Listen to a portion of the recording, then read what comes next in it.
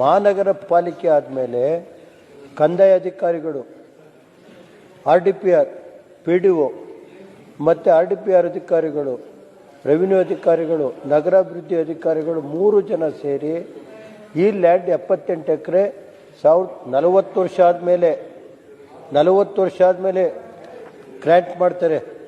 ಅವತ್ತು ಏನಿದೆ ಅಂತ ಅಂದರೆ 78ರಲ್ಲಿ 1 ತಿಂಗಳೊಳಗೆ ಇವರು ಕಂಡೀಷನ್ ಹಾಕಿರೋ ಪ್ರಕಾರ 1 ತಿಂಗಳೊಳಗೆ ದುಡ್ಡನ್ನು ಕಟ್ಟಬೇಕು ಅಂಥೇಳಿ ಈ 10 ಕಿಲೋಮೀಟ್ರ್ ಒಳಗಡೆ ಇದೆ, ನಗರಸಭೆ ವ್ಯಾಪ್ತಿಯಲ್ಲಿದೆ, 5 ಕಿಲೋಮೀಟ್ರ್ ವ್ಯಾಪ್ತಿ ನಗರಸಭೆ. ಆ ಉದ್ದೇಶದಿಂದಲೇ 4 ವರ್ಷ ಮಹಾನಗರ ಪಾಲಿಕೆ ಚಾರ್ಜೇ ಕೊಡಲಿಲ್ಲ, RDPR PDOಗಳು ಕೊಡಲಿಲ್ಲ, ಮಹಾನಗರ ಪಾಲಿಕೆಯವರು ಚಾರ್ಜ್ ತಾಳಲಿಲ್ಲ, ರೆವಿನ್ಯೂ ಅಧಿಕಾರಿಗಳು ಚಾರ್ಜ್ ತಾಳಲಿಲ್ಲ. ಇದೇ ಥರ ಹಾಸನ ನಗರ ಸುತ್ತಮುತ್ತ ಸುಮಾರು 2,000 ಕೋಟಿ ಆಸ್ತಿ ಲ್ಯಾಂಡ್ ಮಾಫಿಯಾದವ್ರು ಮಾಡಿರೋದು. ಇದನ್ನು ದಯಮಾಡಿ 1.5 ವರ್ಷ ಆಯ್ತು. ಇಲ್ಲೇ ನಮ್ಮ ಕೃಷ್ಣ ಬೈರೇಗೌಡರ ಬಗ್ಗೆ ನಮಗೆ ಗೌರವ ಇದೆ. ಉಪಮುಖ್ಯಮಂತ್ರಿಗಳೇ ಹೇಳಿದ್ದಾರೆ, ಹಾಸನ ನಗರ ಸುತ್ತಮುತ್ತ ಇದೆಲ್ಲ ನಡೆದಿದೆ ಅಂತ ಮುಖ್ಯಮಂತ್ರಿಗಳು ಈ ಸದನದಲ್ಲಿ ಹೇಳಿದ್ದಾರೆ 1 ವರ್ಷದ ಹಿಂದೆ. ನಾನಲ್ಲ, ಮುಖ್ಯಮಂತ್ರಿಗಳು ಉಪಮುಖ್ಯಮಂತ್ರಿಗಳು ನನಗೆ ಗಮನಕ್ಕೆ ಬಂದಿದೆ, ನಿಜ ಮಾಡಿ ಅಂತ. ಆದರೆ 3 ಎಕರೆ 4 ಎಕರೆಗೆಲ್ಲ SIT ಮಾಡ್ತೀರಿ. ಇದು 2,000 ಕೋಟಿ ಆಸ್ತಿ, ಒಂದು SIT ಮಾಡಿ. ಯಾತಕ್ಕೆ ಹೆದರ್ಬೇಕು ಕೃಷ್ಣ ಬೈರೇಗೌಡ್ರೆ? ನೀವು ಒಬ್ಬ ಪ್ರಾಮಾಣಿಕವಾದಂಥ ಮಂತ್ರಿಗಳು, ನಿಮ್ಮ ಕಾಲದಲ್ಲೂ ಇದಕ್ಕೆ ಆಗಲ್ಲ ಅಂದರೆ 1.5 ವರ್ಷ ತಗೋತಾರೆ ಅಂದರೆ 3 ಕಮಿಟಿ ಆಯಿತು. ಆ ಕಮಿಟಿಗೆ ಏನು ಮಾಡಿದ್ದಾರೆ ಗೊತ್ತಾ? ಯಾರು ಕಳ್ಳರಿದ್ದಾರೆ ಅವ್ರನ್ನೇ ಕಮಿಟಿ ಮೆಂಬರ್ ಮಾಡಿದ್ರಿ ಫಸ್ಟ್, ನೀವಲ್ಲ. ಅಲ್ಲಿ ಡಿವಿಷನ್ ಕಮಿಷನರ್ ಮಾಡಿದ್ದು, ಬೇಕಾದ್ರೆ ತೆಗೆದು ನೋಡಿ. ಅವರೇ ಇದನ್ನು 78 ಎಕರೆ 40 ವರ್ಷ ಆದಮೇಲೆ ಏನು ಕಂಡೀಷನ್ ಇದೆ ಅದೆಲ್ಲ ಬಿಟ್ಟು ಮಾಡಿದ್ದಾರೆ.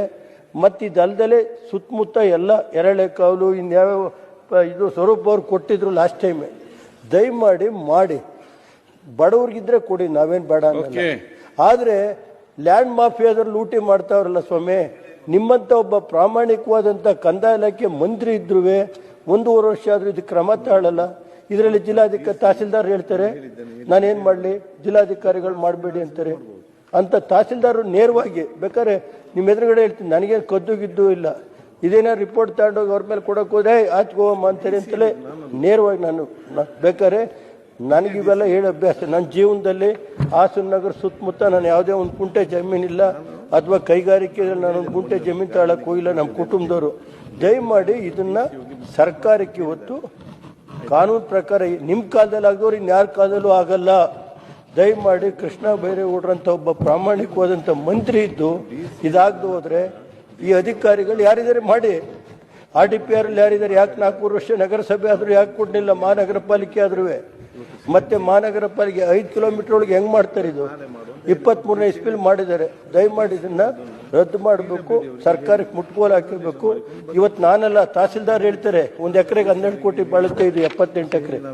ತಹಸೀಲ್ದಾರ್ ಹತ್ರ ನೀವು ಕೇಳಿ, ಒಂದು ರಿಪೋರ್ಟ್ ಕೊಟ್ಟಿದ್ದಾರೆ DC ಗೆ, 1 ಎಕರೆ 2 ಕೋಟಿ ರೂಪಾಯಿ ಆಗುತ್ತೆ, ಈಗ 4,000 ರೂಪಾಯಿ ಸೈಟ್ ವ್ಯಾಲ್ಯೂ ಇದೆ, 12 ಕೋಟಿ ಆಗುತ್ತೆ ಅಂತಾರೆ. ಮಾಡಿ ಉಳಿಸ್ಕೊಳ್ಳಿ, ಬೇಡ ಅಂದರೆ ನಂದೇನು ಅಭ್ಯಂತರ ಇಲ್ಲ. ನಾನು ತಮ್ಮನ್ನ ಒಂದು SIT ರಚನೆ ಮಾಡಿ 2,000 ಕೋಟಿ ಆಸ್ತಿ